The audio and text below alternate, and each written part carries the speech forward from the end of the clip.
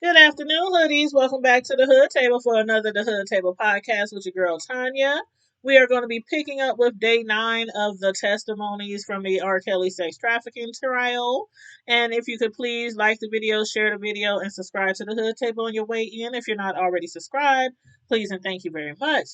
Now, at the beginning of each of these shows, the trial that is, I mentioned all the charges that R. Kelly is facing, which is from sex trafficking to forced labor and violations of the Mann Act, racketeering, sexual exploitation of children, and kidnapping.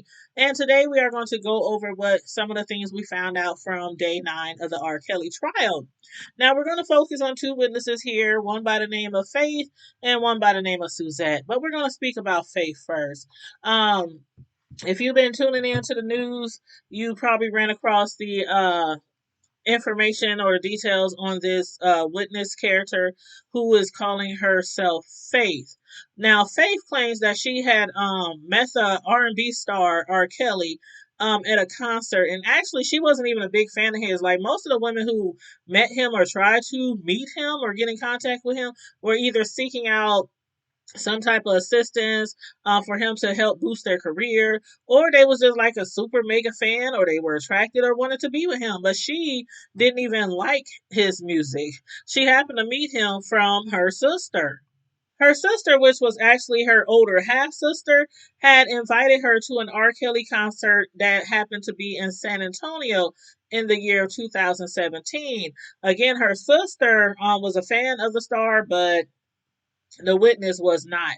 But eventually, the witness started a relationship with the star, and he had invited her to join him on the road for his tour. Now, from what I gather, the main thing that she was testifying about on Tuesday, on day 9 of the trial, was how she had contracted or been exposed to the herpes virus. Just like some of the other witnesses said, R. Kelly liked to have sex without protection. He never wanted to put on a condom. Now, his doctor, who had been his doctor for like 25 years, had testified last week that he had known, like, all the way back to like 2006, that R. Kelly had contracted the disease as early as 2006, and he's been treating him for it ever since. And when the witness, who calls herself Faith, had met R. Kelly, she was only 19 years old. He at that time was 54 years old and still out there having sex without protection, knowing that he had herpes. But anywho, she said that R. Kelly had paid for her flights and for her hotel rooms, so that she could attend his concerts in different cities. And in return, he would demand sex from her. From March of 2017 to February of 2018, they were in a relationship together. Not one time him using a condom with her, which was obviously how she contracted the herpes virus. This lady that testified, going by the name of Faith, said that when they initially met up, he had pressured her to have sex with him, but she claims that she wasn't quite ready to have sex with him. But then, after one concert that he had in Westbury, New York, on his tour, she had woken up the next morning to R. Kelly stopping by her hotel room, inviting her to take off some of her clothes and rub on Daddy, as he likes to be called. Again, she had claimed that she wasn't quite ready to have sex with him, even though he kept pressuring her to have sex with him. But even though she wasn't ready to have sex with him, he told her, "I'm at my best when wanted." And again, like I said before, I wonder if some of these women have found out immediately that it was a possibility that he was carrying the herpes virus. Would they have even gave him a second look? But anywho, moving on to the second person that I want to talk to you guys about, which happens to be a former personal assistant or ex personal assistant of R. Kelly's, who also testified yesterday on trial day 9. Now, her name is Suzette Mayweather. And again, she testified against R. Kelly, her former boss, yesterday on day 9. Mayweather, who first met Kelly in the late 90s, was his former assistant. She was called on to give specific details of Kelly's strenuous rules and restrictions, as well as the punishments for those who didn't adhere to his rules. Mayweather claims to have overheard or later learned of women being physically abused by the singer. R. Kelly has some very strict rules, as we already know, as well as everyone in his camp, including his assistants, his managers, his bodyguards, etc.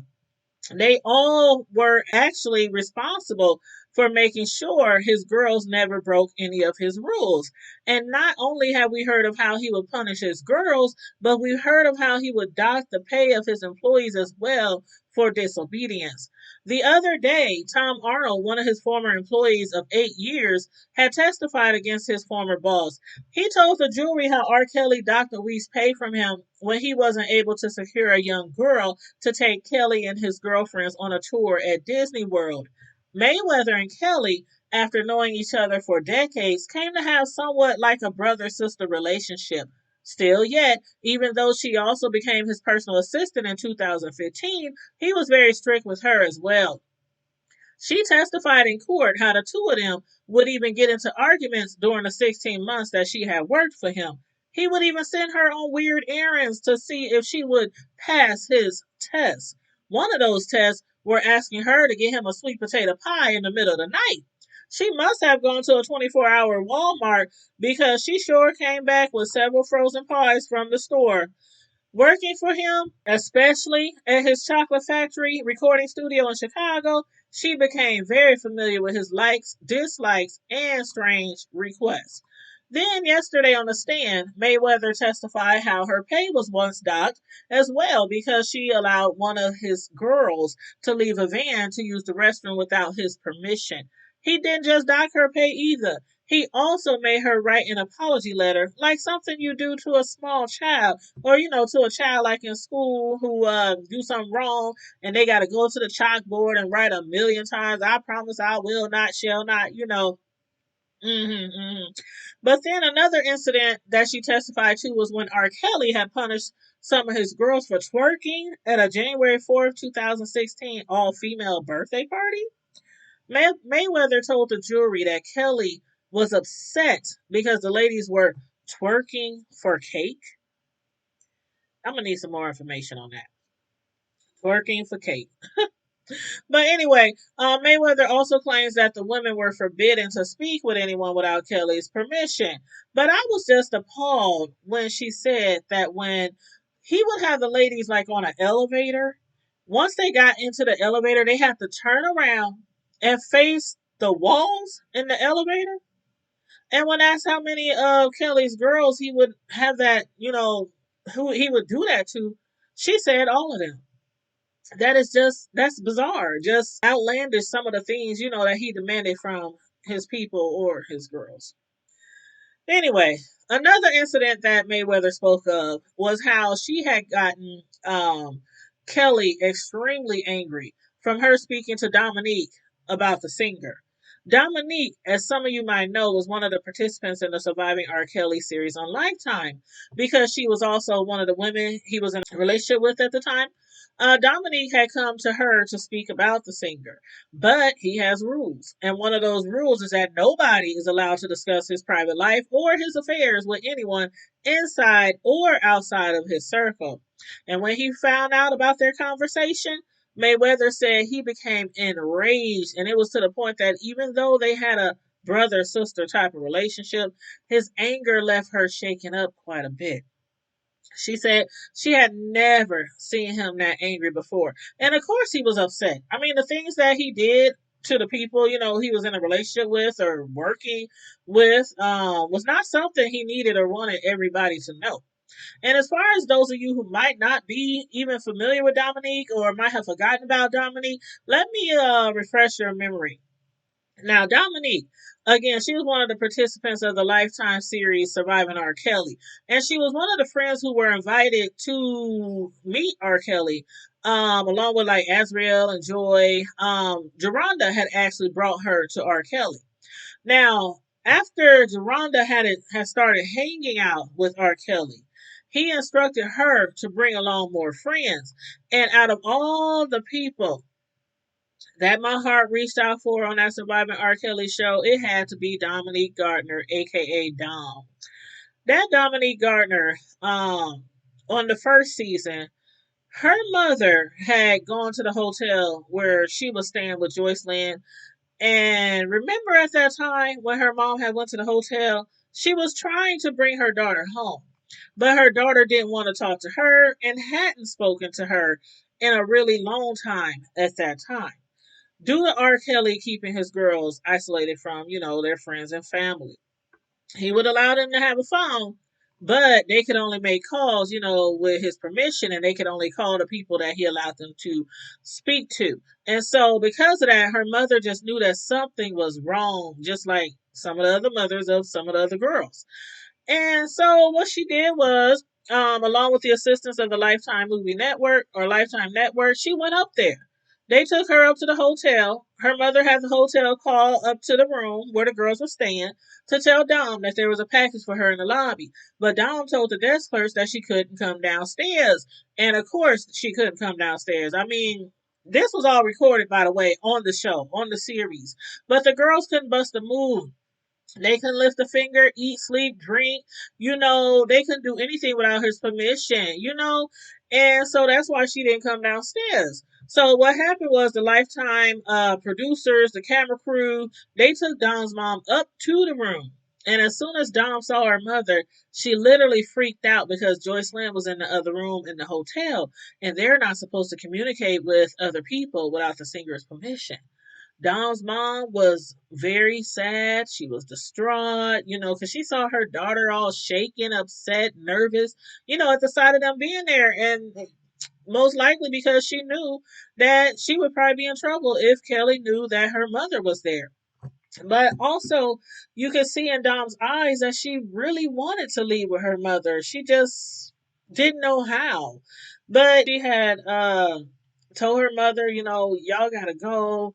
I'll talk to you. It's just not right now. She just pushed her mother away. Just told them, the camera crews, they gotta go. They gotta go.